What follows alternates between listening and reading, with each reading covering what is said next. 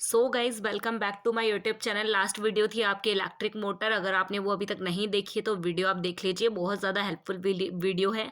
Tricks उसमें भरपूर मात्रा में है, जितने ट्रिक्स उसके अंदर पॉसिबल हो सकती थी वो सारी मैंने उसमें इंक्लूड करी हैं, ताकि आपको कोई भी चीज़ स्किप ना हो आपके माइंड से। और आपको पता ही है कि जब हम कोई चीज़ स्ट्रिक्टली लर्न करते हैं तो वो चीज़ हमारे माइंड में लॉन्ग टर्म तक बनी रहती है।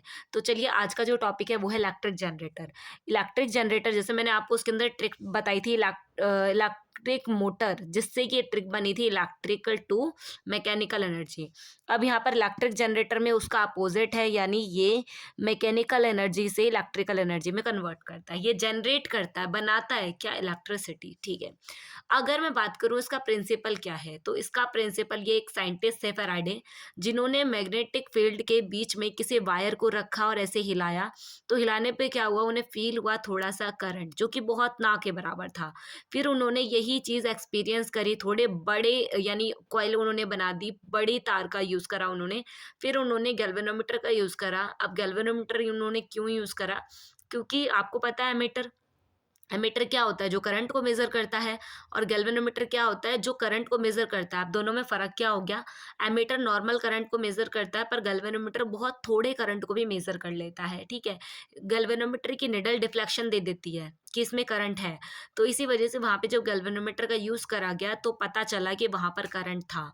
इसका मतलब जो माइकल फैराडे थे, जिन्होंने यहाँ पर मैग्नेट के थ्रू करंट को इंड्यूस्ड करवाया। अब यहाँ पर इलेक्ट्रिक जनरेटर जो बेस्ड होता है फैराडे के इलेक्ट्रोमैग्नेटिक इंडक्शन पे, और सेकंड ये बेस्ड होता है राइट हैंड रूल पे, जो कि मैंने आपको पिछले वीडियो में बताया था, फ्लेमिंग राइट हैंड रूल।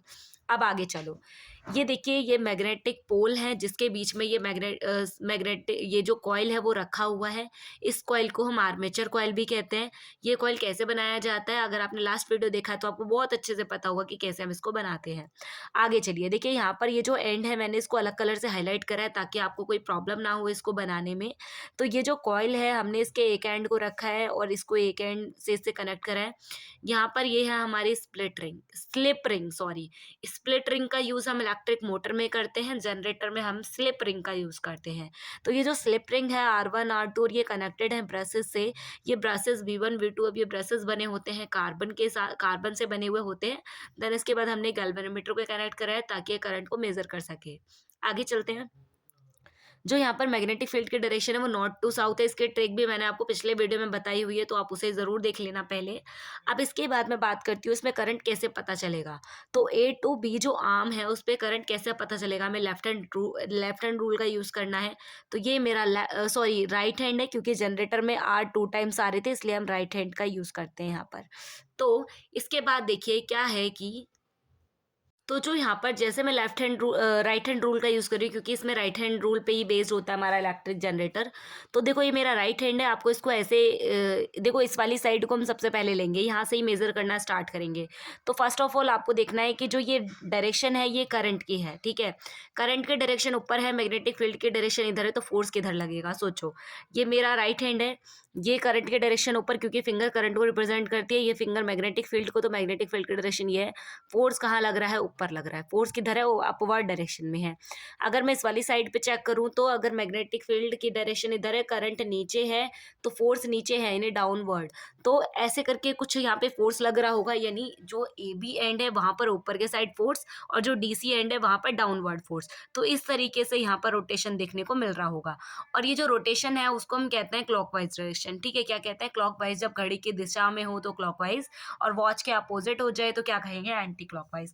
अब करंट की डायरेक्शन प्रॉपरली इसमें मार्क कर लेते हैं। देखो, अगर ये करंट AB से होता हुआ इस तरीके से आ रहा है, इसमें एरो मार्क करते हैं, देखो ऐसे।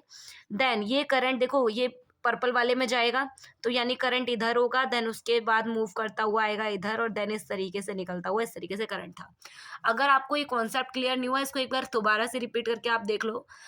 एक बार फिर से मैं आपको फिर भी बता देती हूँ। देखो, यहाँ पर करंट ऐसे था, इस तरीके से आया, पर्पल वाली लाइन में आएगा, देन उसके बाद इधर, देन उसके बाद पीछे, देन इस तरीके से।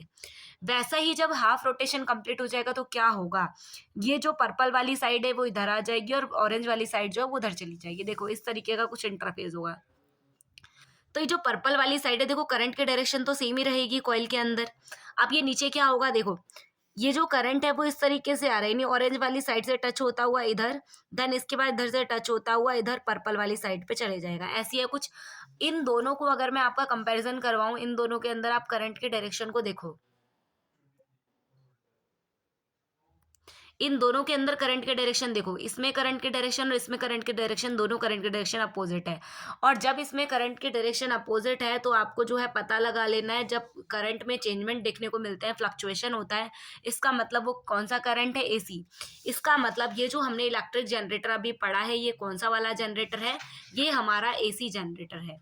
नेक्स्ट वीडियो में मैं आपसे बात करूंगी डीसी जनरेटर के बारे में, तो बनी रहिए वीडियो के साथ। और हाँ क्लास, अगर आपको इस वीडियो का पीडीएफ चाहिए तो मैं इसी वीडियो के लिंक में इसी वीडियो के डिस्क्रिप्शन में एक टेलीग्राम चैनल का लिंक दे दूंगी, जो मेरे ही टेलीग्राम का चैनल है, जहां पर आपको जो पीडीएफ कंटेंट है इसी जनरेटर का, जो क्या कहते हैं, डेफिनेशन है, प्रिंसिपल है, कंस्ट्रक्शंस है, वर्किंग है और डायग्राम है, ये सारी चीज़ें आपको एक पीडीएफ के अंदर मिल जाएगी। तो आप जो है उसे चेकआउट कर लेना। आई होप सो आप वीडियो आपके लिए हेल्पफुल रही हो। और अगर कोई भी फीडबैक है मेरे लिए तो आप ज़रूर दीजिएगा, कोई भी चेंजमेंट होता है मैं उसको ज़रूर करूँगी। और ऐसे ही और वीडियो के लिए चैनल को सब्सक्राइब कर लीजिए। Thank you so much watching this video.